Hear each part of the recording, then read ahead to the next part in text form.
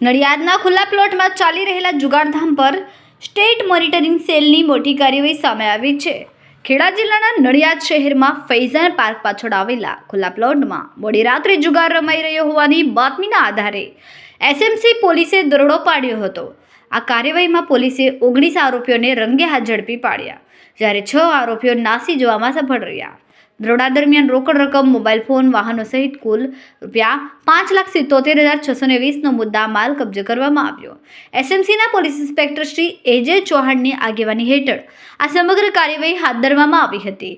Police તપાસમાં ખુલાસો થયો કે ઝડપાયેલા આરોપીઓ માત્ર નડિયાદના જ નહીં પરંતુ અમદાવાદ, આણંદ અને વડોદરા શહેરના રહેવાસી છે. દરોડા સમયે સ્થળ પર અફરાતફરીનો માહોલ સર્જાયો અને કેટલાક જુગારીઓએ પોલીસે ચકમો આપી ભાગવાનો પ્રયાસ કર્યો. આ મામલે કુલ 25 આરોપીઓ સામે નડિયાદ ટાઉન પોલીસ મથકે જુગાર નિવારણ અધિનિયમ તથા ભારતીય ન્યાય સંહિતાની વિવિધ કલમો હેઠળ ગુનો નોંધવામાં આવ્યો. ફરાર આરોપીઓને ઝડપી પાડવા માટે પોલીસ દ્વારા તપાસના ચક્રો ગતિમાન કરવામાં આવ્યા. પોલીસ અધિકારીઓએ કહ્યું કે રાજ્યભરમાં ગેરકાયદે જુગાર પ્રવૃત્તિ સામે કડક કાર્યવાહી આગળ પણ ચાલુ રહેશે. બ્યુરો રિપોર્ટ, વેસર મલિક, આણંદ.